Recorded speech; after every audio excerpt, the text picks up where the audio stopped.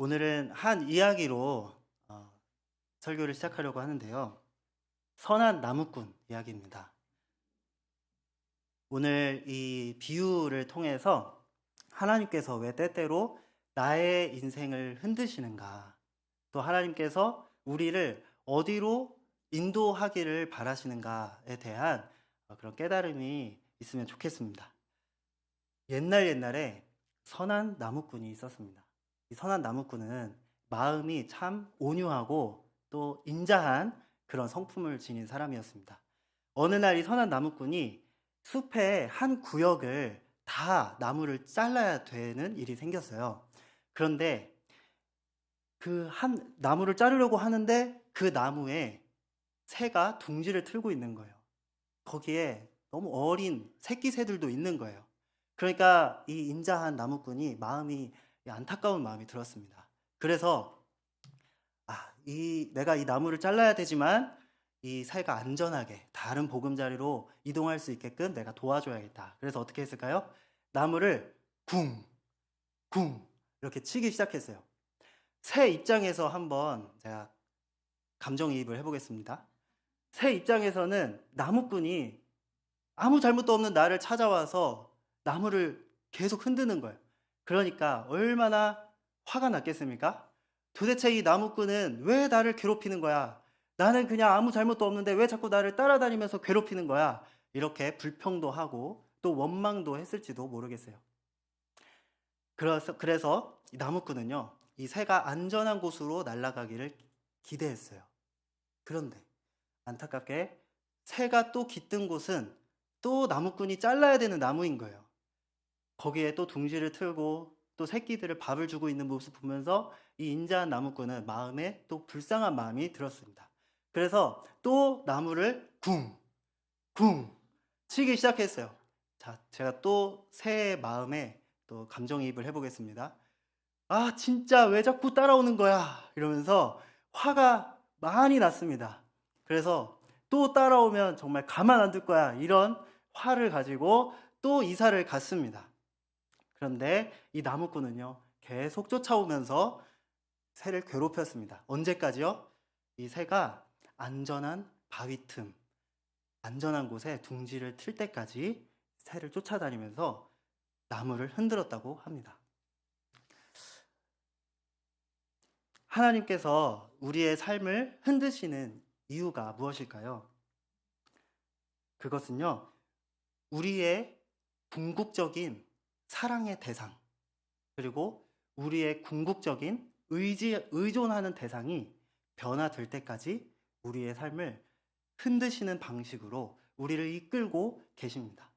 하나님의 선하시고 인자한 인도함의 한 방법 중에 하나인 것입니다.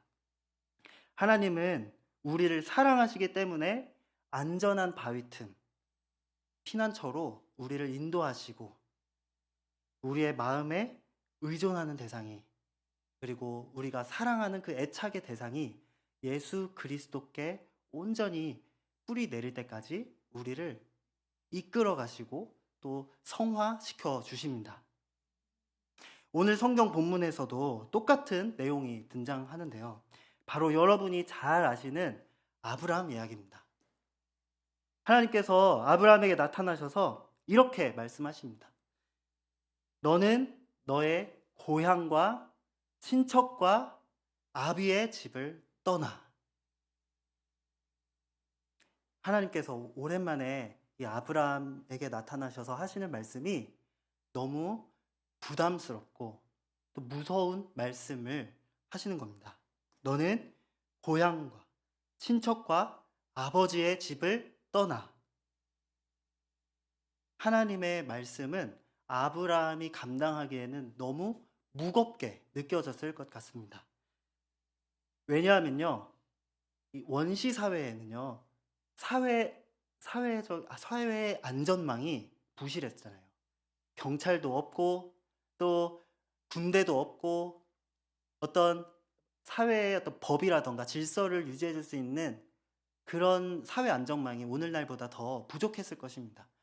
그래서 이 아브라함에게 있어서요, 정말 보금자리, 둥지와 같은 곳이 어디였냐면요. 바로 고향이었을 겁니다. 고향은요. 내가 어렸을 때부터 같이 함께 자란 사람들, 나랑 친한 사람들, 내가 의지할 수 있는 그리고 내가 신뢰할 수 있는 그런 사람들이 다 모여 있는 곳이 어딥니까? 고향이에요. 그래서 서로 신뢰하는 사람들끼리 돕고 도우면서 똘똘하게 안정망을 만들고 울타리를 쳐서 우리끼리 잘 서로 보호하면서 도우면서 살아갔을 거예요. 이 고향보다요, 더 안전한 곳이 있습니다. 바로 친척이에요.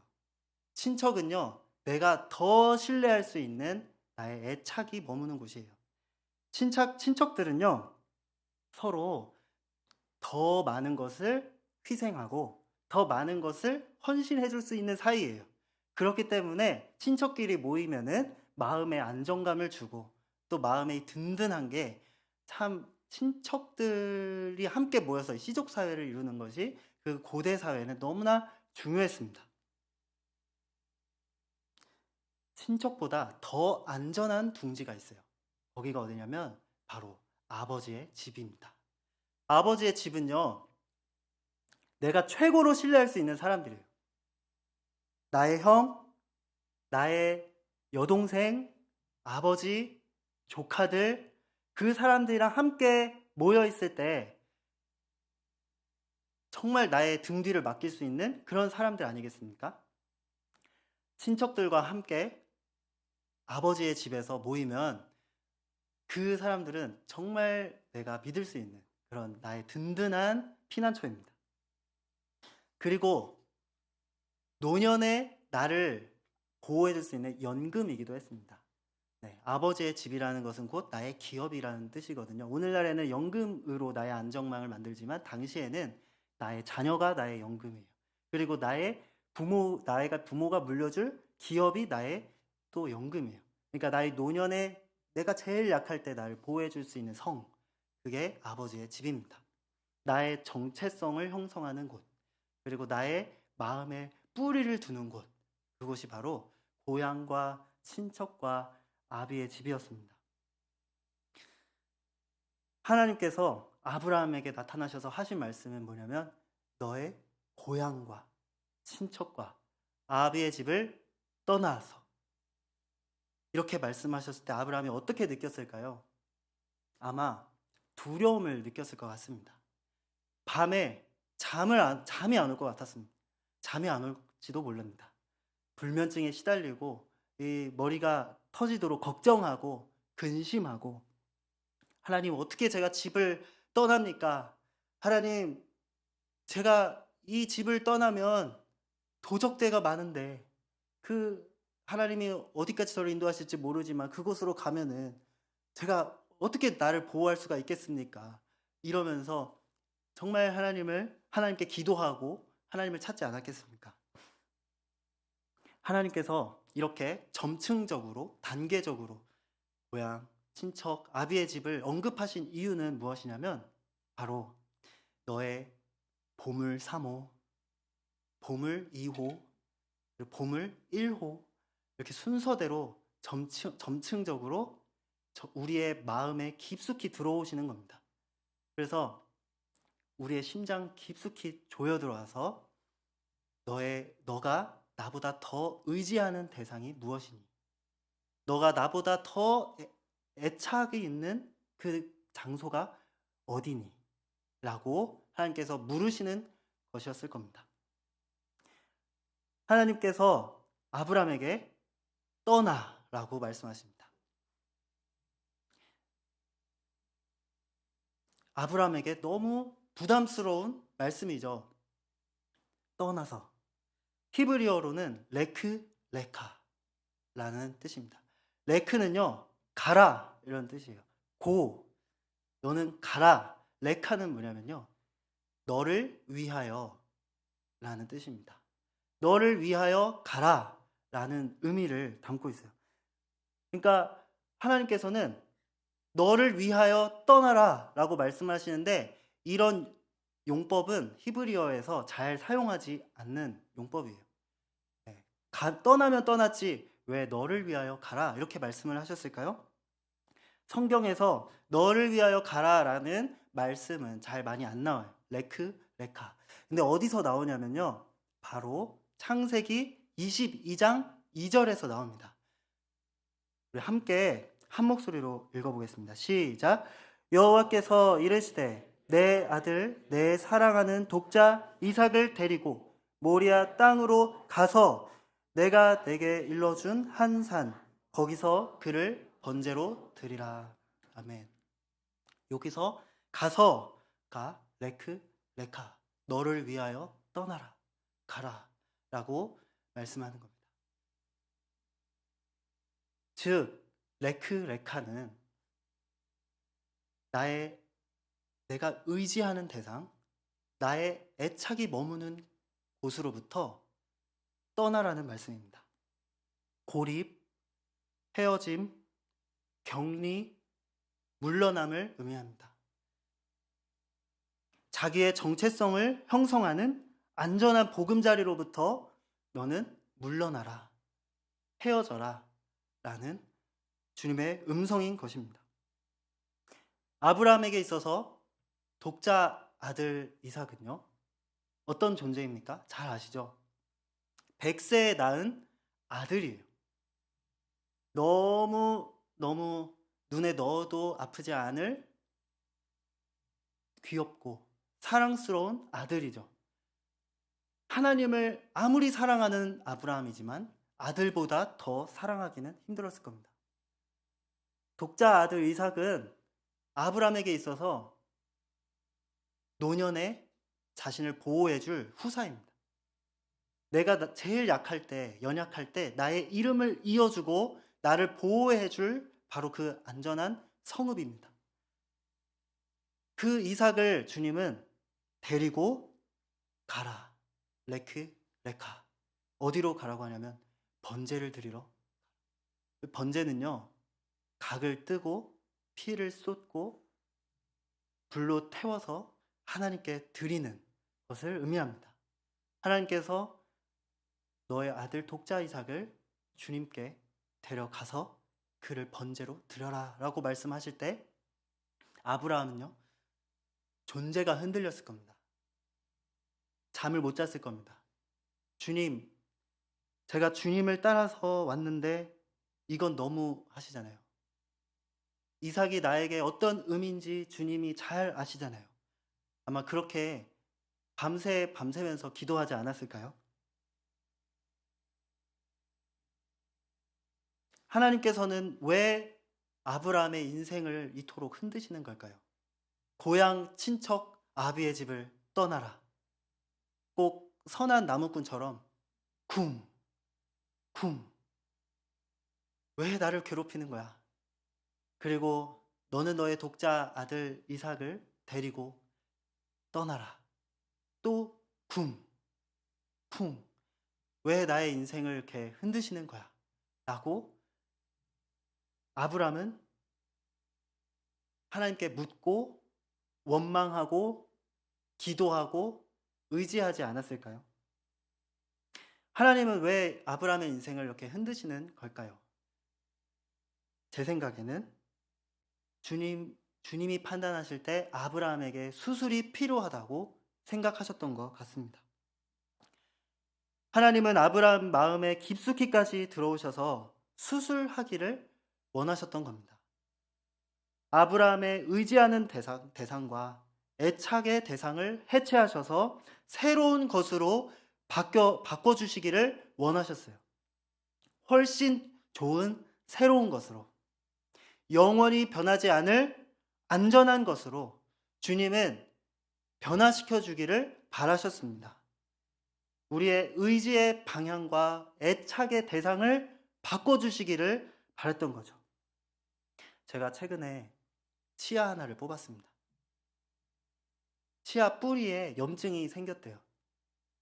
치근 농염이라는 병명을 제가 처음 들었는데 굉장히 아팠습니다. 처음 뽑아봤어요. 제가 사랑니도 안 뽑아봤거든요. 근데 처음 뽑아봤어요. 사랑니는 아니고요. 혹시 살릴 수 없나요? 이렇게 얘기를 했는데 의사 선생님이 이거 살릴 수는 있는데 이게 뿌리에 염증이 생긴 거라서 또 금방 다시 재발한대요. 그래서 이 염증이 튀어나와서 그 뼈를 염증이 계속 놔두면은 뼈를 녹인대요. 그러면 이게 어떻게 되냐면 나중에 늦게 뽑잖아요. 그러면 추가로 그 잇몸 그 뼈를 이식해야 된대요. 그래서 "지금 결단하는 게 차라리 좋습니다."라고 말씀을 하셔서 제가 막 이것저것 다 검색해 보고 찾아본 다음에 "뽑아주세요." 이렇게 말씀을 드렸습니다. 바로 당일날 결정을 했는데 막 수술 저 그런 거 처음 봤어요. 막 저는 뭐 여기 마취를 했으니까 근데 막 이렇게 흔드시는 거예요. 흔드는데 '원래 이런 건가?' 저는 처음 뽑아 봤으니까 막 이렇게 흔드는데 막 쿵쾅쿵쾅 소리가 나는데 제가 막 되게 안 아프지만 그래도 막 무서운 거예요. 흔드는데 얼마나 두렵고 불안한지. 제가 뽑은 이유는 무엇일까요? 수술이 필요한 염증을 제거하고 그곳에 더 안전한 다시 새로운 치아를 심어야 되니까 그런 거 아닙니까? 하나님께서 우리에게 찾아오셔서 이 애착의 대상 그리고 우리가 의존하는 그 대상을 뽑아야 할 때가 있어요. 그 이유는 뭐냐면 우리의 사랑의 대상이 질서가 잘못되어 있기 때문입니다. 순서가 잘못되어 있기 때문입니다. 사랑은 참 좋은 거죠. 하나님은 우리를 사랑하는 존재로 부르셨죠.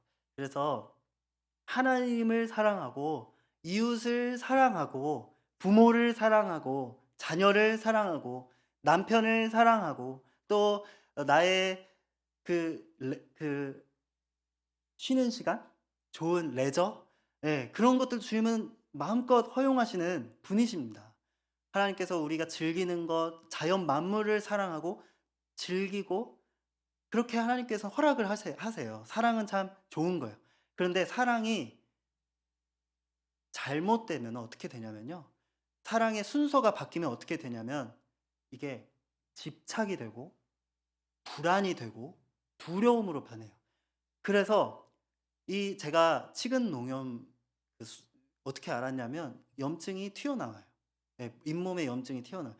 마찬가지로 우리의 마음에 불안이 시작되고 또 두려움이 시작되고 걱정, 집착이 시작될 때 그것은 마치 염증과도 같습니다. 이제 뭔가 잘못된 거예요.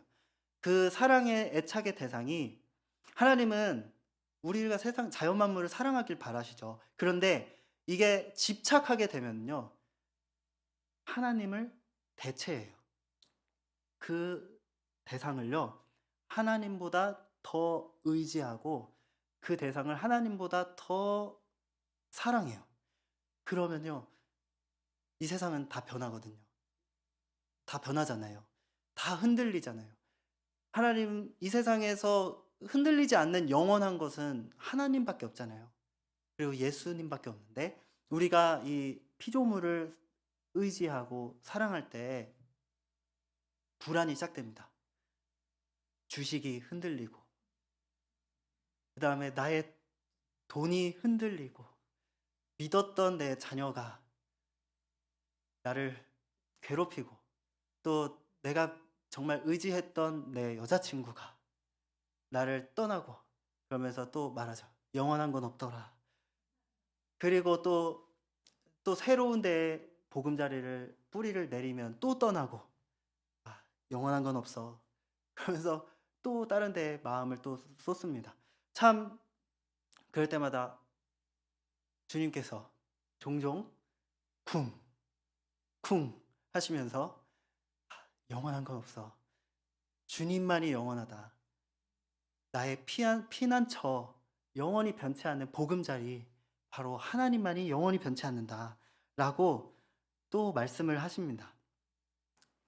만약 나의 안전이, 나의 피난처가 주님이 아닌 다른 곳에 머물기 시작할 때 주님은 레카라고 말씀하실 겁니다. 바로 내가 떠나야 할 그 자리는 무엇이냐면 나의 우상이 있는 곳입니다. 내가 하나님을 대체하고 있는 곳. 바로 그곳이 우리가 레카 해야 하는 자리입니다. 나의 우상이 뭔지를 분별할 수 있는 쉬운 방법이 있는데요. 그것은 무엇이냐면 내가 제일 찬양하고 싶은 것을 살펴보시면 됩니다. 내가 제일 자랑하고 싶은 거, 내가 제일 시시때때로 생각나는 거, 친구와 만났을 때 입이 근질거리는 그거, 네, 드러내고 싶은 거, 바로 그것이 나의 마음의 중심일 것입니다. 성경은 자랑에 대해서 뭐라고 말씀하시는지 함께 우리 찾아볼까요? 갈라디아서 6장 14절 말씀은 이렇게 말씀합니다. 우리 한 목소리로 읽겠습니다. 시작. 그러나 내게는 우리 주 예수 그리스도의 십자가 외에 결코 자랑할 것이 없으니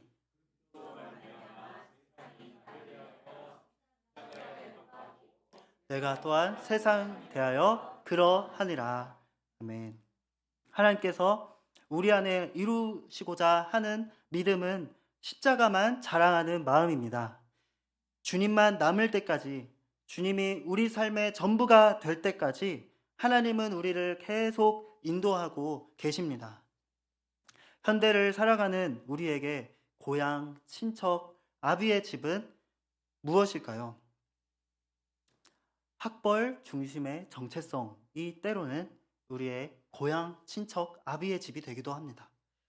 경제적 안정이 신앙의 기준이 되는 문화, 그리고 가족의 기대와 사회적 성공의 압박 등등 우리의 마음에 안정감을 주는 보금자리, 나의 피난처라고 이야기할 수 있는 대상들이 참 많이 있습니다. 오늘 말씀을 통해 주님은 레카라고 말씀하시며 그 안정된 둥지를 나오라고 말씀하고 계십니다. 이것은 아브람처럼 환경적인 변화를 촉구하는 것일 수도 있겠지만 근본적으로 정체성의 변화를 의미합니다. 하나님 없이는 하루도 살 수 없다고 그 느끼는 의존감. 오늘도 주 없이는 저는 살 수가 없습니다. 주 없이 숨을 쉴 수 없습니다. 라고 고백하는 그 어린아이 같은 마음. 어린아이는 부모가 떠나면 울잖아요. 바로 그런 겸손한 마음. 주님은 그런 마음을 우리 안에서 형성하기를 원하십니다. 온사랑의 교회가 주님만 남을 때까지, 주님이 전부가 될 때까지 인도함을 받는 복이 가득하기를 주님의 이름으로 축복합니다. 감사하게도 하나님은요, 아브라함에게 이 두렵고 부담스러운 말씀만 하신 게 아니었습니다. 하나님은 영광스럽고 놀라운 약속도 함께 주시는데요. 창세기 12장 2절에서 3절 말씀 우리 한 목소리로 읽겠습니다. 시작. 내가 너로 큰 민족을 이루고 내게 복을 주어 내 이름을 창대하게 하리니 너는 복이 될지라. 너를 축복하는 자에게는 내가 복을 내리고 너를 저주하는 자에게는 내가 저주하리니 땅의 모든 족속이 너로 말미암아 복을 얻을 것이라 하신지라. 아멘. 아브라함이 그냥 하나님의 말씀을 그냥 따라간 게 아니죠. 하나님의 그 놀라운 약속이 있었기 때문에 아브라함은 담대히 하나님의 말씀을 붙잡고 떠날 수 있었습니다. 하나님께서 어마어마한 약속을 주시는 거예요. 첫 번째 약속은 뭐냐면요. 큰 민족을 이루어 주겠다. 큰 민족은요. 고이 가돌이라고 하는데요. 고이는 민족이라고도 하고 국가라고도 합니다. 그러니까 가돌, 큰 국가, 큰 민족을 만들어주겠다. 원시 사회에서 최고의 복이라고 하면은 큰 국가가 되는 복이었을 겁니다. 아브라함이 이 하나님의 약속을 듣고 깜짝 놀라 얼마나 기뻤을까요? 내가 왕이 된다니, 나의 신하들이 생기고 수많은 백성들이 생기고 나의 가족들이 생기고, 와, 주님이 나에게 이런 엄청난 약속을. 아마 아브라함은요 더 목말랐을 거예요. 이 복에 특별히 목말랐을 거예요. 왜냐면요 이때 하나님이 아브라함 불렀을 때 75세거든요. 근데 자녀가 없어요. 사례는 잉태치 못하였더라. 자녀가 없으니까 아브라함은요 더 이 반가운 축복이라고 생각했을 겁니다. 그뿐이 아닙니다. 주님은 복을 주시겠다고 말씀을 합니다. 내게 복을 주어. 아브라함은 상상했겠죠. 도대체 하나님이 나에게 주시려는 이 복이 무엇일까? 하나님 수준의 복이니까 엄청나겠지? 이러면서 엄청난 기대에 부풀었을 것 같습니다. 그 다음에는 뭐냐면 너의 이름을 창대하게 하리라. 와, 이거 더 좋은 복입니다. 명성. 너의 이름을 창대하게 하리라. 큰 국가를 넘어서 존경받고 수많은 사람들에게 찬양받는, 와, 주님이 이런 약속을 나에게 주신다니. 그뿐이 아닙니다. 하나님께서 아브라함을 복의 통로로 만들어 주시겠다. 너를 축복하는 자에게는 내가 복을 내리고 너를 저주하는 자에게는 내가 저주하리니 땅의 모든 족속이 너로 말미암아 복을 얻을 것임이라.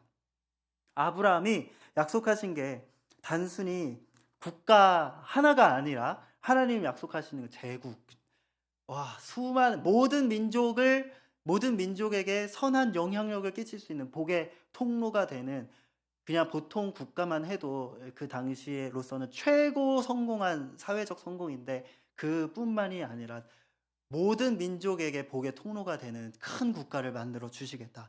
상상만 해도 설레는 겁니다. 아브라함은요 그 말씀을 듣고, 나 아들 없는데 아들뿐만이 아니라 나의 땅도 주고 나에게 국가를 만들어 주고 나에게 정말 수많은 명성도 허락해 주고, 얼마나 기대가 됐을까요? 아직 손에 잡히는 거 하나 없지만, 아직 눈에 보이는 거 하나 없지만, 아브라함은 주님의 그 약속 하나, 미래에 주시겠다고 하는 그 약속 하나 붙잡고 아브라함은 그 고향 친척 아비의 집을 떠나기로 결심한 것입니다. 아브라함이 하나님의 약속 하나 붙잡고 떠나는데 그의 나이는 75세였습니다. 창세기 12장 4절 말씀 한 목소리로 읽겠습니다. 이에 아브라함이 여호와의 말씀을 따라갔고 롯도 그와 함께 갔으며 아브라함이 하란을 떠날 때에 75세였더라. 아브라함이 하나님의 말씀만 믿고 여행을 떠났는데 그의 나이 75세. 꿈을 꾸기에는 좀 늦은 나이 같지 않습니까? 그 고대 시대 아무리 그 수명이 길었지만 그래도 75세면은 벌써 자녀들 많이 낳고 이제 이미 안전한 보금자리를 구축했을 그런 나이인데요. 참 이 안전을 추구할 만한 그런 시기인데 도전을 하는 거예요. 모험을 하는데 주님의 약속 하나 붙잡고 모험을 하기로 결심을 한 것입니다.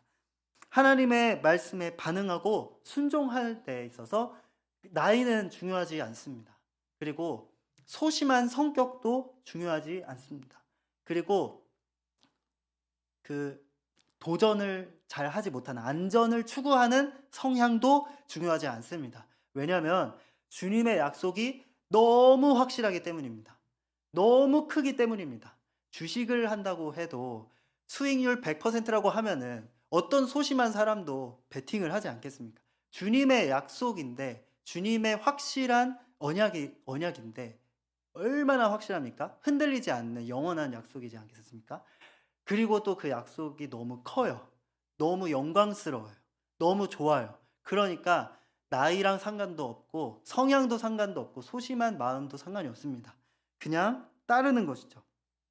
아브라함도 주님의 그 약속 하나 믿고 발걸음을 뗐습니다. 그런데 문제가 생겼습니다. 가나안 땅에 마침내 도착을 했는데 그 땅에 누가 있었을까요? 원주민들이 살고 있는 겁니다.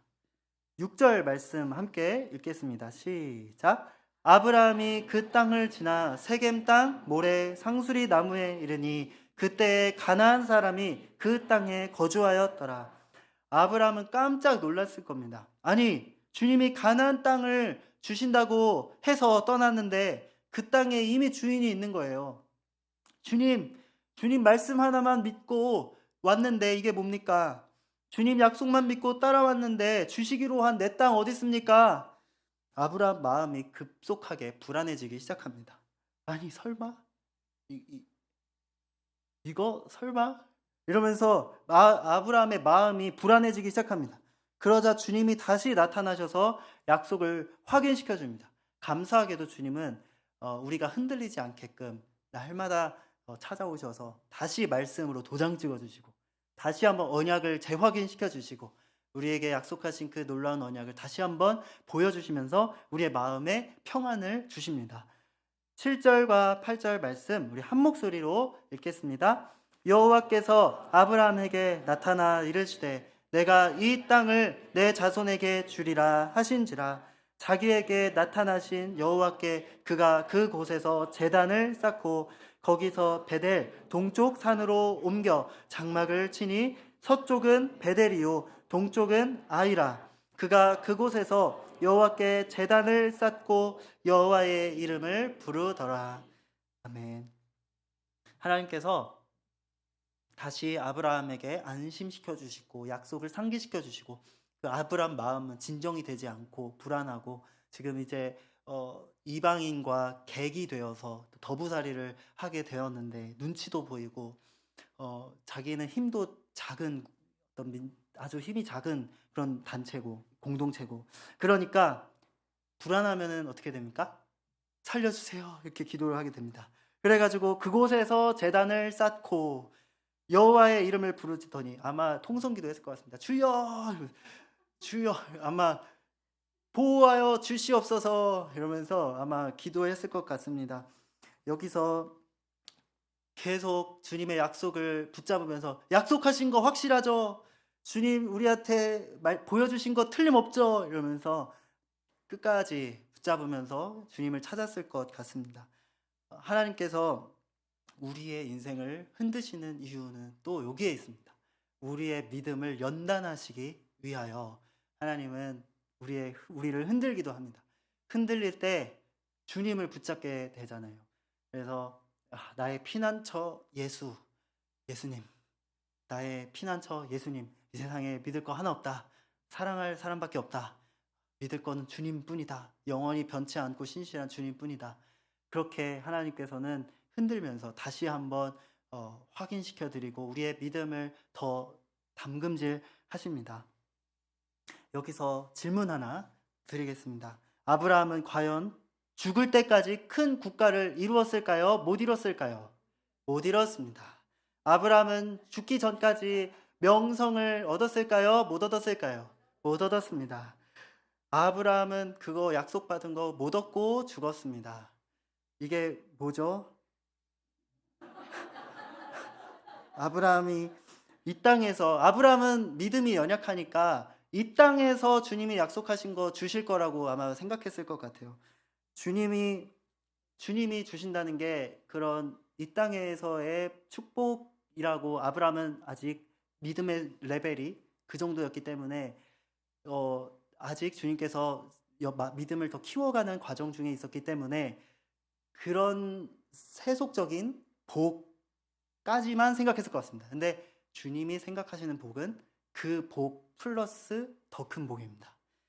주님께서 사실 우리에게 주시고자 하는 복은 더 영광스러운 복입니다. 그저 자녀가 잘 되고 이 땅에서 안전하고 그런 것을 더 뛰어넘는 복을 주님은 주기를 바라세요. 그런데 우리의 믿음이 연약하고 우리의 신앙이 약할 때는 아직 주님의 그런 섭리와 그 깊은 뜻을 우리가 알지 못하잖아요. 그래서 때로는 주님께서 그 뭐랄까요? 사탕으로 우리를 인도하실 때가 있습니다. 비유를 드리자면은 초등학생 애한테 이제 공부를 시켜야 되겠는데 설득하기가 쉽지가 않아요. 공부를 하면 뭐가 좋냐면 인생을 보는 이 통찰력이 생긴단다. 초등학생 2학년인데 인생을 바라보는 그 시야가 생긴단다. 그리고 어떤 세상을 살아갈 때 조금 더 선택지가 많아진단다. 라고 설명을 하면은 이 초등학생한테는 이렇게 와닿지가 않아요. 아직은 성장을 안 했기 때문에 그러면은 어떻게 그냥 단순하게 하는 게 효과가 좋습니다. 오늘 숙제 여기까지 하면 내가 내가 컴퓨터 사줄게 하면은 그냥 열심히 하겠죠, 공부를. 그리고 나중에 애가 좀 더 통찰력이 생기고 마음이 생기면 그때 가서 사실 공부를 너가 하면 뭐가 좋냐면 인생을 바라보는 그 시야가 생기고 그때는 좀 이해를 하겠죠. 근데 아직 아브라함은요. 그 주님이 생각하실 때 그 정도 믿음까지 성장하지 않았기 때문에 주님께서 큰 국가를 이루어 주리라 할 때 아브라함은 그냥 피상적으로 그 어떤 왕이 되는 거 이 정도로 생각했을 것 같습니다. 그렇지만 사실 하나님이 아브라함에게 진정으로 주고자 하셨던 그 복은요. 바로 하늘에 속한 신령한 복이었습니다. 갈라디아서 3장 8절부터 9절 말씀 우리 한 목소리로 읽겠습니다. 시작.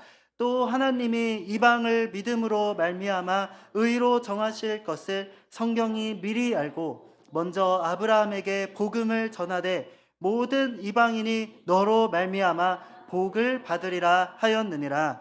그러므로 믿음으로 말미암는 자는 믿음이 있는 아브라함과 함께 복을 받느니라. 아브라함은 그 주님이 약속하신 것을 보지 못하고 죽었지만 지금 하나님이 약속하신 대로 아브라함에게 약속하신 그 복을 아브라함이 받았을까요? 못 받았을까요? 받았습니다. 하나님께서 주시고자 원했던 더 탁월한 복, 더 영원한 복, 정말 하늘에 속한 신령한 복을 아브라함은 받았습니다. 갈라디아서 3장 9절에 그러므로 믿음으로 말미암는 자는 믿음이 있는 아브라함과 함께 복을 받느니라. 하나님이 약속하신 대로 하나님은 아브라함의 믿음을 통해 온 가족이, 온 민족이 구원받도록 해주셨습니다. 하나님이 약속하신 대로 아브라함의 이름을 창대하게 주셨습니다. 누구든지 예수님을 믿는 자는 아브라함과 함께 복을 받느니라. 그래서 아브라함은 믿음의 조상 아브라함이 됐고 큰 이름을 얻게 되었습니다. 명성을 얻게 되었습니다. 그리고 우리도 아브라함의 믿음의 후손이 되어서 함께 예수 그리스도와 함께 복을 받고 하늘에 속한 영원한 기업을 꿈꾸며 살아가는 그런 은혜를 허락해 주신 거죠. 사랑하는 성도 여러분, 아브라함의 여행은 성공을 향한 여행이 아니었습니다. 아브라함의 여행은 소유를 넓히기 위한 여행도 아니었습니다. 아브라함의 여행은 의지의 방향이 바뀌는 여행, 애착의 중심이 이동하는 여행, 하나님만 남게 되는 여행이었습니다. 아브라함이 이 땅에서 모든 약속을 다 손에 잡고 떠나지는 못했지만 그러나 그의 약속은 하나님을 끝까지 붙들고 살다 떠났습니다. 그래서 그의 인생은 실패한 인생이 아니라 믿음으로 완주한 인생이 되었습니다. 오늘 우리도 동일한 부르심 앞에 서 있습니다. 주님은 지금도 우리에게 말씀하십니다. 레크 레카, 너를 위하여 떠나라. 너가 가장 안전하다고 느끼는 그 자리에서 나를 향해 걸어오거라. 혹시 요즘 우리의 삶이 흔들리고 있다면 그것은 하나님이 우리를 미워하셔서가 아니라 더 안전한 바위 틈으로 우리를 이사시켜 주려는 주님의 사랑의 손길입니다. 우리가 주님을 붙들면 세상이 흔들려도 무너지지 않습니다. 우리가 십자가를 자랑하면 세상은 우리를 흔들 수 없습니다. 오늘도 말씀을 따라 보이지 않지만 가장 안전한 길로 주님의 약속 하나 붙들고 담대히 떠나가는 저와 여러분이 되시기를 소망합니다. 우리의 피난처 되시고 주님만 우리의 자랑 되시기를 바라며 말씀 따라 떠나는 이 여행 위에 하나님의 신실한 인도하심이 끝까지 함께 하시기를 주님의 이름으로 축복합니다.